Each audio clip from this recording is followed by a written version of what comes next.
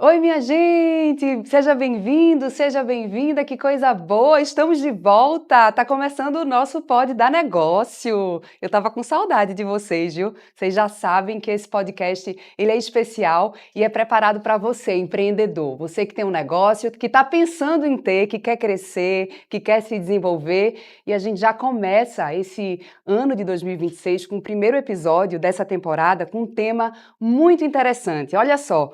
Liderança e sucessão empresarial. Então aproveita, pega aí o papel e a caneta, o cafezinho, vamos embora. Além do nosso podcast no site sebrae.com.br/Pernambuco, você encontra outras informações também aí para o lado do empreendedorismo, para você ir se especializando, aumentando seus conhecimentos. Então não vai ficar de fora. Vou apresentar aqui os nossos convidados. Para essa conversa, estamos aqui com o Vitor Abreu, que é especialista em gestão empresarial do Sebrae Pernambuco. Seja bem-vindo. Obrigado. Tudo bem. E nossa convidada aqui, a Raíza Bernardo, que é sócia e diretora das lojas Tropical, com experiência em gestão de negócios, liderança e sucessão familiar. Ela vai falar aqui um pouquinho da trajetória dela, compartilhar os insights. Seja bem-vinda. Obrigada, Angélica. Que prazer e alegria estar aqui com vocês. Sou um grande fã do projeto. Raíza, vamos começar contando um pouquinho da sua história. Para quem não conhece a Tropical, que eu acho difícil, porque quem é pernambucano já viu essa loja por aí. Conta um pouquinho da história da sua empresa e como foi que você entrou aí na liderança. Vamos lá, vou tentar ser bem breve, porque realmente eu não tenho como deixar de falar dessa história tão linda na nossa família. Começou com minha avó, Dona Teta, lá em Taquaritinga, no sítio dos Bernardos. Ela foi abandonada pelo marido com 6 filhos para criar, e aí tudo que ela tinha era uma cabra. O capital inicial da Tropical foi uma cabra. E ela vendeu essa cabra, comprou retalho e na máquina de costura da vizinha, emprestado, começou a costurar pequenas roupinhas que os filhos iam vender junto com ela na feira, nas feiras itinerantes. Para você ter ideia do quão antigo nós somos, não existia nem Feira da Sulanca ainda, a famosa feira de Caruaru. E aí foi assim que a gente entrou no mundo têxtil, né, na confecção, e os 6 filhos foram se criando, ela foi alimentando todos. Meu pai foi um dos que enveredou para o estudo, ele tinha um sonho de ser médico, mas pela situação de vida, ele achava que só era médico quem nascia filho de médico, que era como assim uma sucessão automática. Quando ele descobriu lá pela adolescência de que ele podia ser médico, só precisava estudar, este homem começou a estudar, feito um louco. Ele terminava a feira, ia para o único posto das cidades itinerantes que eles visitavam, e ele ficava estudando com persistência. Ele passou no vestibular de medicina na UPE, veio para Recife estudar medicina, e ele entendeu que precisava montar minimamente um negócio que custeasse os estudos dele aqui, e ele já tinha essa veia empreendedora, né, de berço, e ele montou uma hospedaria na Rua do Nogueira, no centro do Recife. Essa hospedaria funcionava, ele trabalhava na hospedaria à noite, durante o dia ele estudava medicina, fazia o curso. Perto de concluir, ele viu um movimento no varejo, né, no entorno do centro, de virar muito varejo. E aí ele decidiu abrir uma loja. Ele já tinha, mesmo médico, ele já tinha uma veia, né, do têxtil. E ele montou a nossa primeira unidade lá na Rua do Nogueira. O nome Tropical ele trouxe de uma viagem que ele fez a Manaus, que existia um hotel chamado Hotel Tropical. Ele achou bonito, achou tudo a ver, e aí ele trouxe as lojas Tropical, começaram aí, na Rua do Nogueira, há exatos 50 anos. Foi em 1976 que fomos fundados. Vitor, o espírito de liderança já estava presente lá no comecinho. Como é que a gente identifica esse espírito? Sou líder, eu quero ser líder, posso me tornar? Angélica, é bem interessante a história porque mostra que dentro da família já existia não só uma cultura empreendedora, mas também essa cultura de persistência, de buscar, ir atrás dos objetivos, né? E muitas vezes o empreendedorismo acaba sendo inserido como esse caminho, como foi o caso, né? E a liderança, Angélica, isso faz parte também isso pode vir já com a criação, né? Que incentiva, que estimula esse comportamento. Mas não quer dizer que quem não tenha tido esse estímulo não possa ter, né? Muito pelo contrário. Por isso que existem os desenvolvimentos, as formas de desenvolvimento para que as pessoas também desenvolvam características, comportamentos, ações, atitudes também que façam parte, né, de um bom modelo de liderança. Então, tem como sim ser desenvolvido, né? Não é uma coisa que tem que nascer sendo líder, não é isso, né? Apesar de que por muito tempo se defendeu isso, né? A pessoa já nasce líder ou já nasce empreendedor, e a gente nota cada vez mais que não é isso, né? É desenvolvido. Dá para desenvolver. E quais são essas características de um bom líder? Quais habilidades que ele precisa ter? É um conjunto, Angélica, que vem desde a questão da comunicação, a empatia, né? Um líder, ele precisa entender o que é que se passa com as pessoas que estão com ele. Tem que ter uma certa autoridade, mas não sob o ponto de vista de necessariamente de poder, mas uma autoridade também de conhecer, saber com que se está lidando, né? Para que você possa também conversar com a equipe em um nível técnico que traga ganhos para o negócio. Então, e aí vem outras características como ter iniciativa, buscar oportunidades, e são coisas do dia a dia de um líder que isso é trabalhado junto com a equipe e que faz com que o líder tenha uma autoridade e exerça influência sobre a equipe. Perfeito. Raíza, agora me conta como foi que você entrou aí na liderança, já que a gente estava falando de qualidade agora de líder, como foi que você entrou na liderança dessa empresa? Como é que foi essa sucessão? Conta um pouquinho aí. Vitor falou uma coisa muito importante. A gente achava que precisava nascer líder. Eu não nasci com essa sensação que eu tinha esse tino, né? Eu até imaginava assim muito o tino comercial, tinha muito isso de falar de tino, né? Sim. E hoje eu vejo que é tudo uma questão de você realmente se preparar, se dedicar. Claro que vamos ter pontos fortes, pontos fracos a serem trabalhados, mas é muito a questão do desenvolvimento. Minha área de formação é o direito, eu sou advogada de formação, né? Fui já servidora pública, estudava para concurso público, meu marido acabou passando num concurso, eu me mudei junto com ele, e quando a gente decidiu que a carreira dele pública tinha sido definida, eu não poderia mais estudar para outros concursos, então o fator familiar pesou muito. Eu percebi que para eu construir a família que eu sonhava, eu precisaria abrir mão daquele sonho concurso na época e pensar em novos projetos. Foi assim que eu migrei, né, saí do concurso público e montei junto com meu pai a nossa holding, a organização, a gestão imobiliária do negócio. E quando o meu segundo filho nasceu, eu sentia que estava faltando um projeto, que eu queria... Quando a gente tem filhos, a gente tem muito essa noção de legado. E eu senti o chamado do legado. Poxa, o que é que eu vou deixar para os meus filhos? E a gente tinha uma empresa que estava muito bem, que crescendo, tudo. E foi nesse momento que meu pai sentiu uma oportunidade, ele já me chamava antes. Eu sou a mais velha de 3 filhas, ninguém quis o BO do varejo,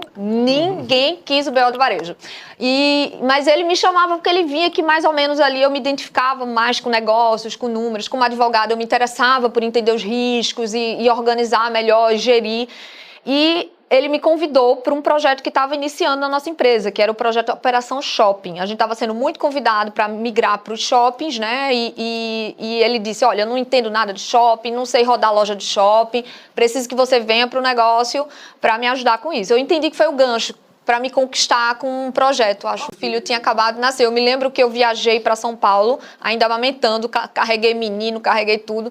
Fui sozinha com ele, a gente visitou uma rede muito grande em São Paulo, que serviu de referência para o nosso rebranding, para esse movimento para shopping, que era a Rede Lojas Caidu, uma família amiga, no qual nós somos muito gratos. E é isso, né? A gente vai buscando referências para trazer para o nosso negócio. E foi nesse contexto que eu entrei no varejo, na área comercial do varejo. E de lá para cá, minha filha, nenhum ano é igual ao outro. Nenhum ano é igual ao outro. Isso a gente vai querer saber mais sobre isso. Mas uma curiosidade que me veio aqui, Vitor. O que é que impede os líderes de se sentirem à vontade e confortáveis para formar novos líderes? A gente viu aí no caso de Raíza, né, que é uma familiar, o pai dela é o dono da empresa e ela é a sócia, mas em alguns casos, até na família, tem gente que tem um pouquinho é apegado, né, não quer estar ali, e às vezes quando não tem essa questão familiar, você fica com medo de perder espaço. O que é que passa na cabeça desses líderes e o que é que dá para a gente desmistificar nesse assunto? Olha, Angélica, a questão do poder influencia muito, né? Então, ter o poder, e isso é não necessariamente para empresas familiares, né? Empresas não familiares também, Mas o dono, muitas vezes, ele tem aquela questão de ter o poder, né? Então, isso tudo tem não só uma questão de ego, mas uma questão cultural ali, e acaba existindo uma centralização proposital desse dono, desse líder, desse empresário, onde ele entende que ele é quem tem que conduzir da melhor forma, ele é quem consegue conduzir da melhor forma, ele é que tem que ditar as regras do negócio, né? Então, ele que entende, ele é o melhor de todos e tal, né? Existe até uma lógica cultural disseminada de que o dono tem que estar no negócio. Isso faz sentido também, tá? O dono tem que estar no negócio, tem que estar vencendo o negócio, mas não quer dizer, e aí os aprendizados mais recentes mostram que o dono não necessariamente é o melhor, não é o que precisa saber tudo, né? Tem uma fala até que é atribuída ao Steve Jobs, mas outros empresários também já trouxeram, que se tiver alguém melhor do que você, contrate essa pessoa, né? E aí o próprio Steve Jobs, ele falava que se uma pessoa, ele contrata uma pessoa melhor do que ele, não para ele dizer o que é que ela deve fazer, mas para que ela diga o que ele tem que fazer. Então também a questão da humildade, sabe, Angélica, desse dono, desse líder, de saber que ele não é o detentor, né? O entendimento mais atual, mais recente para os negócios é de que não é por aí. Pelo contrário, vamos trazer pessoas melhores para que a empresa suba de patamar, saia do status atual a partir de novas ideias, novas proposições. Então, essa questão cultural ainda existe, eu acho que acredito que ela vem sendo quebrada aos poucos, né? E aí as empresas que pulam quebram essa barreira, elas acabam se diferenciando, sabe, Angélica? Porque acabam sendo empresas muito mais inovadoras, abertas à inovação, são empresas que escutam os colaboradores, que estimulam a inovação e estão mais propensas, digamos assim, a se colocar de uma forma diferenciada no mercado. Eu até lembrei de uma conversa que nós tivemos aqui ano passado, em algum episódio do ano passado, que algum convidado nosso disse assim: a minha empresa funciona se eu precisar viajar e tudo vai funcionar. Então, um bom líder é aquele também, né, Vitor, que sabe que a empresa não só funciona se eu tiver. Se eu não estiver lá, a minha equipe é capaz de fazer com que o serviço aconteça, que a produção não pare, que tudo ela é sustentável, né? Senão é um projeto muito pessoal e empresa é algo que precisa ser coletivo. Exato, Angélica. E aí o empresário antes ele ficava orgulhoso porque a empresa parava se ele não estivesse lá, né? Que era ele saindo, ele indo viajar supostamente de férias e as pessoas ligando para ele, para caminhar. Então ele se sentia, e muitos ainda se sentem orgulhosos com isso, né? E aí quando a gente diz que uma empresa que depende única e exclusivamente do dono para estar lá, ela não é uma empresa, é um CPF que tem funcionários, né? E que caminha por conta daquele CPF puramente, né? Perfeito. Então a gente tenta trazer essa visão, estimulando o empresário a se dissociar um pouquinho dessa imagem que foi construída e fortalecida por muito tempo. Raíza, me conta, além do desafio, né, dessa sucessão, como é ser empreendedora e mulher? Queria que você compartilhasse um pouquinho aí os desafios que você encontrou nesse processo. E também a parte boa, a parte mais fácil, por ser mulher, que teve de diferencial que você poderia compartilhar com a gente? Olha, assim, eu nunca encarei a minha feminilidade como um problema nos negócios. Graças a Deus, eu fui muito bem criada, eu tive pais amorosos, casados, então essa estrutura familiar, essa base familiar, a visão também, a fé que a gente tem, né? Deus nos ama e nos construiu únicos e autênticos. Então, assim, eu vim com uma autoestima para negócio bem estruturado. Eu acho que essa base é importante, porque eu sempre entrei nos lugares confiante, não é? Eu não tinha os resultados, porque eu não tinha a experiência, mas eu tinha uma confiança de que eu estava ali para aprender e fazer o melhor para minha família. Então, assim, eu nunca senti discriminação por ser mulher em negócios. Agora, claro que a gente tem que ter uma postura, a gente tem que saber se posicionar, a gente tem que saber fazer com que a mensagem seja passada. E o que eu senti um pouco foi quando eu entendi a necessidade de construção de uma marca no digital. E nessa época eu estudava para concurso para juiz federal. Então meu Instagram era fechado, eu sabia que eu ia ter uma investigação de vida pregressa como fase do concurso. Então eu sempre fui muito discreta. Tanto é que foi um choque para as pessoas ao meu redor quando eu simplesmente abri o Instagram e comecei a mostrar: olá, meu povo bonito, seja bem-vindo às lojas Tropical, olha a minha roupinha, vamos embora para a TV fazer merchan. Foi um choque, porque eu era aquela candidata de concurso de juiz federal, entendeu? Mas eu sabia que eu estava ali para jogar o jogo que fosse necessário para a empresa da minha família. família para eu levar essa empresa para a próxima geração.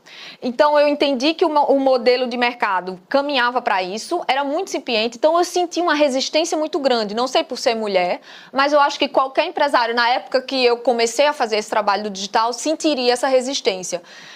Eu acho que foi o único momento que eu disse, caramba, quanta resistência, inclusive até consultores de negócio me desaconselharam a fazer isso. Mas como é que você vai estar na praia de domingo com seus filhos, você vai estar lá postando e seu funcionário no shopping trabalhando? Eu digo, esse funcionário tem que agradecer a Deus, que é a patroa dele. No dia que ela podia estar simplesmente relaxando e folgando, ela está gerando demanda para o negócio. Era assim meu mindset.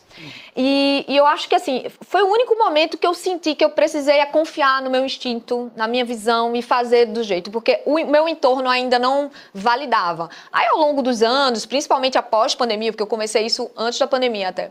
Após pandemia foi que assim, as grandes empresas de bolsa começaram a botar suas diretoras executivas no Instagram, as marcas que começaram digitais e com influência digital, elas começaram a ser vendidas para grandes grupos de varejo. Então, foi aí que eu comecei a poder ter números. Gente, olha aí, a Bolsa já está validando esse trabalho que eu estou fazendo. Confia, né? Vamos agora facilitar aí alguma coisa da verba da equipe, né? E foi um pouco isso, assim. Eu senti essa um pouco de resistência, mas eu acho que seria em qualquer área.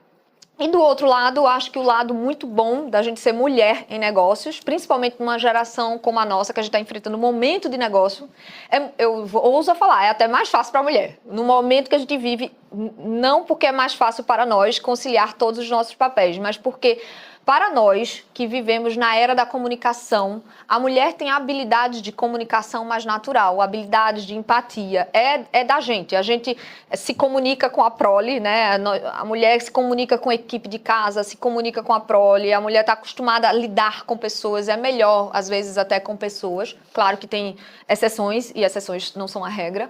Então, eu acho que na era da comunicação, na era que as empresas precisam se posicionar, precisa ter um rosto, precisa ter uma alma, precisa ter um propósito, precisa ter relacionamentos, uma mulher à frente, as lideranças femininas, elas têm despontado. Então, é um momento que não é mais aquele comando e controle estritamente analítico, é um momento de conexões, de construção de comunidade, de construção de marca. Então, eu acho que isso é muito vantajoso para a gente.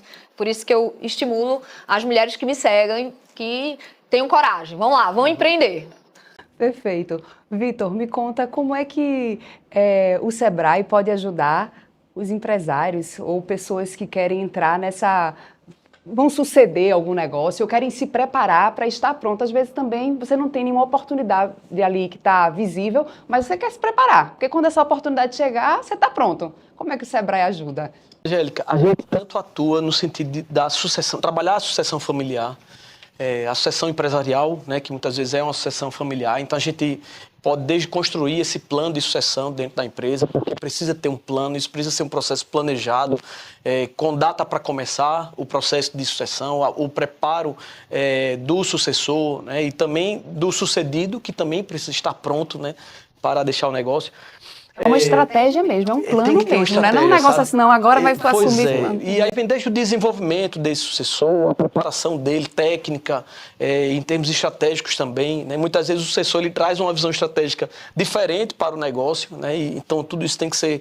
Existe uma transição para isso, para que não exista um choque dentro do negócio também. Mas especificamente para a liderança, Angélica, a gente tem hoje o carro-chefe nosso, que é o nosso curso Lidere, onde a gente traz várias questões como essas, desde lidar com a equipe, lidar com conflitos dentro da equipe, que vai acontecer isso dentro do negócio, trabalhar a motivação da equipe, trabalhar os desafios que existem, como estabelecimento de metas, por exemplo, e fazer com que a equipe esteja engajada, né? Quando Raíssa traz essa questão como é que o funcionário vai lhe ver lá, né, no final de semana, mas a equipe passa a entender, uma equipe bem gerida, bem trabalhada, ela passa a entender os esforços, os mais diversos que vão acontecer, inclusive do proprietário da empresa, no sentido de trazer resultados para o negócio. Então, o nosso programa, o Lidera, ele trabalha todas essas questões, sabe, Angélica? E é hoje uma metodologia que a gente tem, que tem sido muito bem avaliada, bastante aprovada pelos participantes, né, que tem feito essa capacitação, e é onde a gente acredita que a gente consegue trabalhar ali, né, o líder, desenvolver um perfil, né, para esse líder, um perfil comportamental também para esse líder, e principalmente de uma forma muito prática, porque A gente trabalha aquilo ali no curso e a gente traz algumas mentorias individuais para que implemente, tudo que foi visto no curso seja implementado dentro da empresa. Então fica aí já o convite, inclusive, para que os empreendedores conheçam essa metodologia nossa. Olha aí, minha gente, aproveita. Agora eu fiquei na dúvida, existe um momento ideal para você iniciar um processo de sucessão para uma empresa? Qual o momento certo? Eu tenho uma empresa... porque eu fiquei aqui pensando, né? Se é algo tão planejado, qual o momento exato de eu colocar isso em pauta? Essa pergunta ela é até filosófica, né? Porque tem a ver assim, será que... E aí existe um entendimento, e que está equivocado, de que o sucessor... o sucedido, aliás, né, ele só deve preparar esse momento quando ele não estiver bem, de alguma forma, de saúde e tal. E não é isso, pelo contrário, né? Esse momento ele não é um bom momento, porque ele está sendo influenciado por outras questões, inclusive mais críticas, né? Mas há quem diga que o momento de preparo é o primeiro dia da empresa, né? Enquanto tendo um possível sucessor dentro da empresa, a partir daí já é um momento para ser trabalhado, né? E aí tem a ver com identificar quem será esse sucessor, se ele está dentro ou não da empresa, né? Então, mais uma vez, não necessariamente o sucessor estará dentro da empresa, né? Pode até ser melhor ou não que ele esteja. Às vezes não tem alguém preparado, né? É quando a gente separa, né, herdeiro de sucessor. São coisas distintas, né? O herdeiro é biológico, o sucessor é por competência. Se tiver dentro da empresa, dentro da família, ótimo, ele será um sucessor que vai vir dentro da família e tem competência para isso. Se não for, traz de fora. E aí vem papéis como um conselho formado, por exemplo, pela família, para guiar um executivo que vem de fora e que vai conduzir o negócio, né? Então, esse momento de preparo, né, ele vai incorporar tudo isso, sabe, Angélica? E aí não tem uma data para começar, mas não é como se pensa, que é quando o fundador não tem mais nenhuma condição de tocar o negócio. Não é bem isso, tá? Perfeito. Raíza, você está num processo de sucessão, né? Seu pai, ele é o diretor da empresa. Você se prepara para quem vai lhe suceder depois? É uma pergunta, já que a gente entrou nessa pauta aqui, que isso tem que ser pensado sempre. Como é que isso está no seu radar? Verdade. Olha, realmente o Vitor tem completa razão, concordo com todas as palavras dele. A gente tem que começar muito cedo. E eu sinto que meu pai começou a me preparar desde que eu era adolescente. Mesmo Sim. Quando eu fui para uma área jurídica, eu senti o preparo e o cuidado dele de plantar as sementes ali na minha mentalidade, no meu repertório como profissional. As experiências que eu tive fora, eu senti desde o começo. Porque eu concordo com você, se não há uma pessoa da família preparada, capaz, vocacionada e que realmente esteja disposta a pagar o preço, porque é um preço a se pagar como sucessor de um negócio familiar, e às vezes muito caro, né? É muito desgastante, porque às vezes a gente fica naquele papel, ora é filho, ora é um gestor, ora é sócio, é uma confusão, precisa estar muito bem preparado e eu me preparei muito, me preparo constantemente e não estou isenta de sofrer oscilações em função disso, porque a vida real é a vida real, ninguém sabe o que vai acontecer, né? As tribulações às vezes acontecem, como a gente viveu na Tropical em 2023, com um incêndio que foi muito difícil. Então, assim, essa preparação, ela demora anos e ela não pode ser negligenciada, é ponto estratégico do negócio. E o sucessor, ele precisa ter um perfil, ele precisa ter a parte técnica e ele precisa se preparar para entender qual vai ser a posição dele. Porque ele é uma ponte entre gerações. Exato. E ele vai ter que saber lidar com a família que não está no negócio, com a família que está no negócio, com os colaboradores antigos que viram ele crescer. Ele era uma criança ali, como eu fui.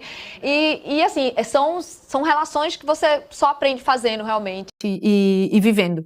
E com relação à minha sucessão, eu acho que todo líder ele tem que pensar na sucessão. Eu digo isso para os meus gerentes o tempo todo. Um gerente de loja tem que estar pensando no sucessor dele. Porque se ele não está pensando no sucessor dele, ele não está criando a oportunidade dele mesmo crescer como profissional. E eu penso já na minha sucessão, já tenho trabalhado, plantando as sementes que nem meu pai fez. Como meu pai me levava muito para as negociações em São Paulo, as viagens de compras lá no Brás, e eu sempre tive um bom relacionamento com os nossos fornecedores de décadas. E eu já levo, por exemplo, minha filha Celina tem 10 anos, já foi duas vezes, 2 anos consecutivos para Fortaleza com o meu time de compras. Aí tu diz a ela, vamos passear, né? Vamos trabalhar com mamãe para você enxergar o valor do trabalho de mamãe. Levo muito eles, meus filhos, para campanhas publicitárias, campanha Dia das Mães, de Natal. E antes eles iam mais, agora estão ficando maiorzinhos, aí às vezes querem ir, às vezes não se interessam muito. Sim. Aí eu faço a campanha aí lá pra casa, porque aí eles participam, porque olha, todo mundo vai ajudar a empresa a pagar boleto. Boto todo mundo pra trabalhar na família. O ano passado, da campanha dos pais, fui eu e meu pai. Porque é isso, eu acho que a empresa familiar tem muito esse... Às vezes não recomendam muito, querem uma empresa muito profissional, mas eu sou apaixonada pelas empresas familiares, são famílias por trás, famílias que se importam, que não estão ali só para ganhar dinheiro e ir embora, é um legado, a gente quer deixar aquilo por gerações, não só para ganhar dinheiro, mas pelo impacto que a gente gera na sociedade, quantas histórias, agora mesmo estamos vivendo uma funcionária nossa que está há mais de 20 anos com a gente no negócio e que está se aposentando com a gente. Sim. A história profissional de vida dela foi com a gente. Então, assim, a gente participar da história das pessoas é muito especial. Eu sou apaixonada pelo nosso negócio e por empreender. Raíza, você também tem uma atuação como influencer, né? Me conta como é que você equilibra a questão da marca pessoal com a sua atuação profissional na empresa. Dá para influenciar de forma positiva, trazendo essa influência de você como influenciadora? Me conta como é que você faz essa junção. Quando eu comecei esse trabalho no digital, como eu disse, eu abri meu Instagram lá meados de 2018, eu entendia que as marcas se fortaleciam quando o dono vinha e aparecia. As pessoas queriam saber quem era o CPF por trás do CNPJ. Alguns anos depois, a Escola de Negócios da Harvard organizou esse conhecimento com números, com dados, e é uma tendência, né, do fundador, da direção, do corpo executivo do negócio aparecer para mostrar esses bastidores, porque no final das contas, hoje o consumidor ele não quer só o produto ou serviço, ele quer se conectar com pessoas. Pessoas querem se conectar com pessoas. E a rede social rompeu com esse véu, né, e permitiu que as pessoas tivessem acesso aos bastidores do negócio. E aí eu comecei muito despretensiosamente mostrando os bastidores do varejo, porque eu na época buscava referências de lideranças femininas, não tinha. E eu disse, caramba, com certeza alguém quer ver como é esse jogo aqui, viagem de compras, campanhas publicitárias, o estresse, o caos, e o lado bonito, o lado bagunçado. E foi assim que eu comecei a mostrar. No começo, totalmente desaconselhado pelos consultores de negócios, pela família. Meu marido concordou porque ele confia muito em mim. Ele disse, olha, só por favor, sem dancinhas. Aí eu, tá certo, sem dancinhas. E aí eu comecei a mostrar, e meu pai, ele visitava muito loja na época, e ele começou a observar que as nossas gerentes de loja começaram a se vestir com as roupas que eu vestia. Porque eu sempre usei tropical, mas eu não dizia, oi, tô usando tropical. Assim, pro nosso time era algo normal. E aí as gerentes de loja começaram a repetir os looks que eu usava, e ele começou a perceber que algumas começaram a se exercitar porque me viam exercitando. Então ele entendeu que isso foi sendo muito positivo. Outro fato que eu trago sempre como exemplo da importância de você projetar seu negócio também na sua marca pessoal, que não existe separar o CPF e o CNPJ, é uma coisa só. Assim, a gente se abre para o mercado tem a oportunidade de conhecer a gente, conhecer os nossos valores, conhecer a nossa rotina, entender o que fazemos, o que acreditamos. E, por exemplo, uma cliente tropical pedia, poxa, vocês bem que podiam abrir uma loja no shopping Guararapes, né? Isso foi lá em 2021, janeiro de 2021. E aí, na mesma hora, eu repostei com @ do shopping Guararapes e disse, eu também acho, minha amiga! E aí, na mesma semana, o time de comercial do Guararapes entrou em contato com a gente, fizemos foram alguns meses negociando, né? Porque varejo, né? A gente tem que chegar com margem. A nossa margem é apertada, a gente tem que negociar bem nossos contratos. Mas chegamos num denominador comum e abrimos nossa loja no Shopping Guararapes, que até então, na nossa época, assim, nosso planejamento estratégico era um shopping bem distante, porque ele era um shopping mais caro, mais consolidado, e pra gente, a gente achava que ainda não era o momento. Mas a rede social, ela abriu essa oportunidade para mim. E quantos inúmeros outros negócios, tanto de contratação de talentos, você atrair talentos porque a pessoa vai com minha cara, tem vontade de trabalhar comigo, acha interessante o que eu acredito, como eu me posiciono. Não é viver um personagem. Eu nunca acreditei nisso, né? Não, eu vou lá, vou fazer uma pose e não. Não, eu sou desse jeito. Agora são recortes da realidade. Porque, obviamente, eu não faço uma transmissão, um streaming ao vivo de tudo do meu dia, né? Então é super positivo essa junção. No geral, sim, porque eu fui trabalhando para construir como sendo algo positivo. Mas tem pessoas que não se sentem à vontade com isso. E aí a pessoa tem que respeitar o perfil de cada líder, né? E como é esse processo de dividir a liderança da Tropical com o seu pai? Como é que você consegue também trazer a sua visão, dar o seu toque? Tem alguma dificuldade? Como é essa relação? Olha, eu sou uma grande fã do meu pai, eu admiro demais a trajetória dele, de onde ele veio, para tudo que ele criou. Chega a me emociono falando. Ele é um exemplo, ele é um exemplo. E assim, a gente quando é filha, a gente vai para o negócio, a gente tem aquela aura, né, do pai herói e tudo, mas o dia a dia do negócio também é muito duro e a gente é ser humano, né? No dia a dia do negócio a gente erra e acerta várias vezes ao longo do dia. E no começo era até um choque para mim, poxa, caramba, eu discordo dessa posição que meu pai tá tomando, não era o caminho. E tem aquele momento, né, que a pessoa fica, poxa, caramba, mas ele não era herói, ele não era perfeito. E aí a gente cai em si e diz, poxa, ele é um homem fazendo o melhor que ele pode, né, dentro das circunstâncias. E aí a gente vai aprendendo a respeitar essa história. Então tem um choque intergeracional, sim, acaba que são choques de visões de mundo, de negócio, para onde vai, mas o caminho sempre é resultado, né? O caminho para você conciliar, olha, tem coisa que ele deixa fazer do meu jeito, tem coisa que eu acabo tendo que fazer do jeito dele e a gente vai caminhando ali.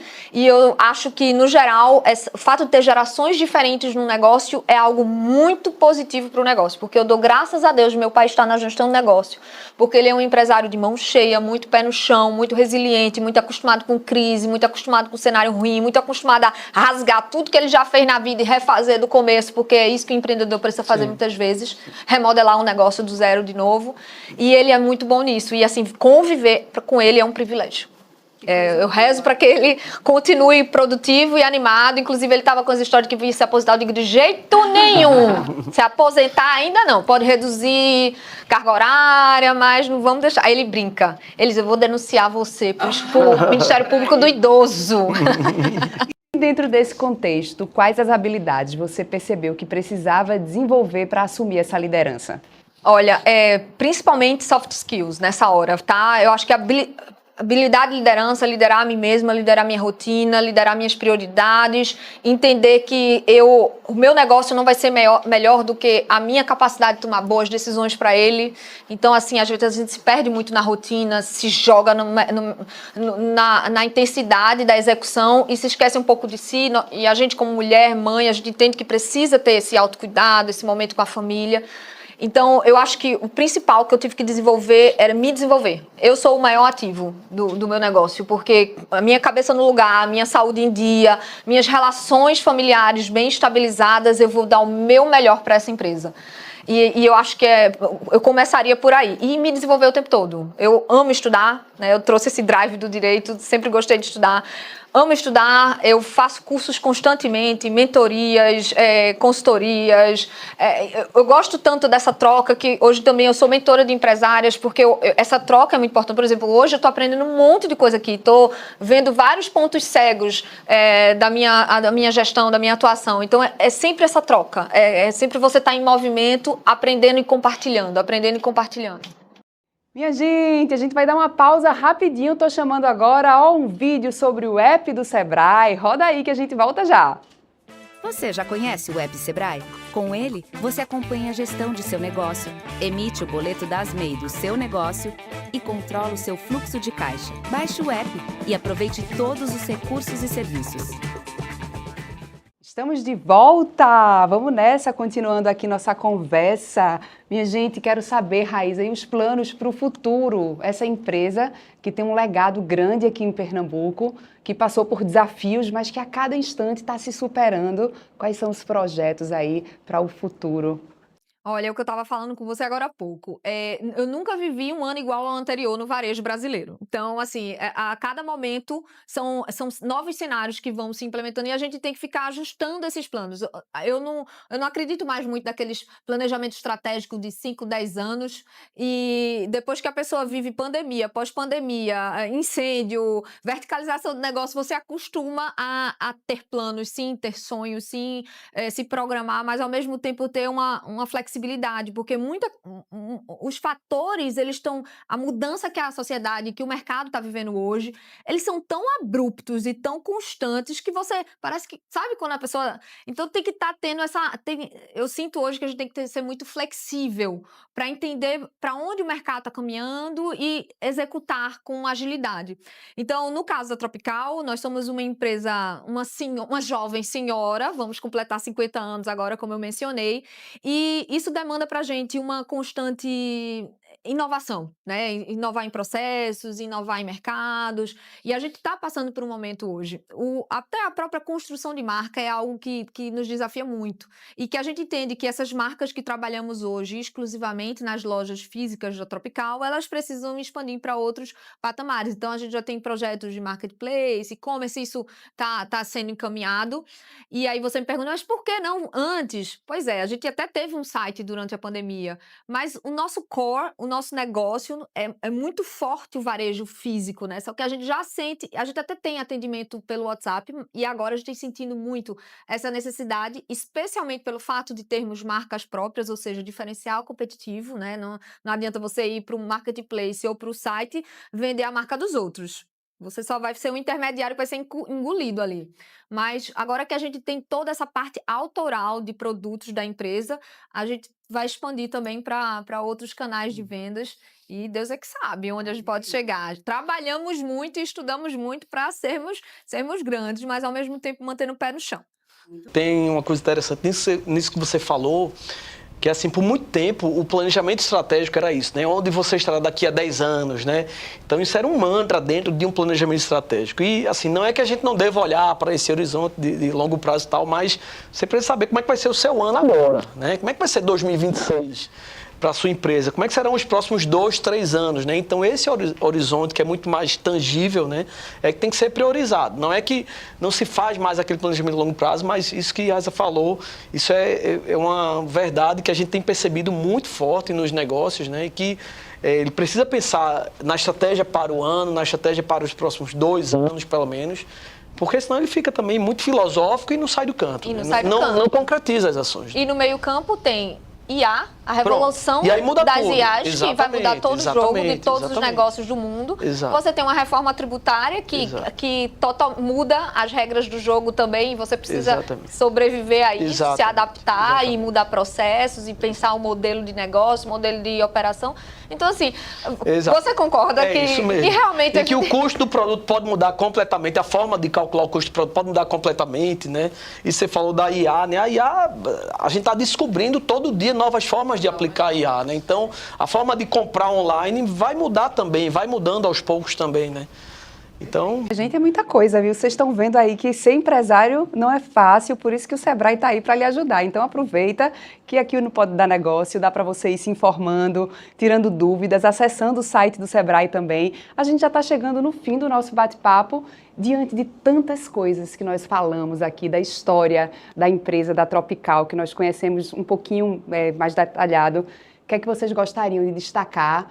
Falando direto com quem está acompanhando agora essa conversa. O que é que a gente pode pincelar aí de resumo, de mais importante, para quem está acompanhando ficar ligado? Olha, eu acho que vale a pena perseguir seus sonhos, eu acho que o trabalho devolve, eu acredito muito nas empresas familiares, mas assim, o sucesso do negócio não pode compensar o fracasso de uma família, então realmente tem que se preparar bem, né? Tem que se preparar bem, tem que entender, ter uma visão muito clara do que você quer construir para você não se perder no caminho, né? Então, assim, famílias fortes, negócios prósperos, é isso que eu acredito. O meu recado para o empreendedor é no sentido de que, primeiro, que ele não é único, ele não é insubstituível, e que quando a gente fala tanto no sentido de sucessão ou no sentido de preparar lideranças, a gente não está falando de substituir pessoas, né? Mas de perpetuar o negócio. Isso é que tem que estar no radar do empresário, aquele que lidera um negócio hoje. A gente não quer dizer que ele vai perder o lugar dele, mas que a gente precisa pensar e priorizar na continuidade sustentável e competitiva do negócio. É para isso, é para esse lugar onde o empresário deve olhar e deve buscar, por conta disso, preparar pessoas para que deem continuidade ao empreendimento. É engraçado, Vitor, que eu lembrei agora de um caso. Eu conheci uma empreendedora até agora, mês passado, e ela vende batatinha. E aí ela me disse que ela viajou, a tia dela vendia batatinha frita, e aí a tia dela acabou desistindo no meio do caminho e ela resolveu pegar esse negócio e seguiu e está vivendo bem. Isso é um tipo de sucessão também, porque quando a gente fala aqui em sucessão, e às vezes as pessoas pensam que precisa ser uma empresa com muitos anos. Não, mas essa sucessão ela está também naquele negócio de bairro, num empreendimento, sei lá, numa lanchonete, para a gente trazer também isso para a realidade do microempreendedor. É isso, Angélica. E teve aí, nesse caso, duas características interessantes, que foi o interesse da pessoa, dois fatos interessantes, né? O interesse da pessoa, que foi uma coisa que Raíssa colocou, e a capacidade, a competência técnica para tocar aquela atividade, né? Então, são duas características que devem estar presentes nesse processo de sucessão, independente do porte do negócio, tá? Perfeito. Raíssa, obrigada. Que coisa boa ouvir sua história. Obrigada pelo seu tempo, por compartilhar com a gente aqui um pouquinho da trajetória da Tropical. Eu que agradeço demais o espaço que vocês abriram para a nossa família, para a nossa história, e estou à disposição. Vitor, obrigada. Vitor já é da casa, sempre bom contar com ele aqui, dividindo aqui os conhecimentos. Obrigada. Obrigado, Angélica, obrigado pelo convite, obrigado e parabéns, Raíssa, pelo brilhante exemplo de vocês e que nos orgulha, né, enquanto pernambucanos. Obrigado, tá? Então, obrigada. E obrigada a você que está aqui com a gente. E olha que nossa temporada está só começando, viu? Eu te espero nos próximos episódios do Pode Dar Negócio. Tchau, tchau e até a próxima.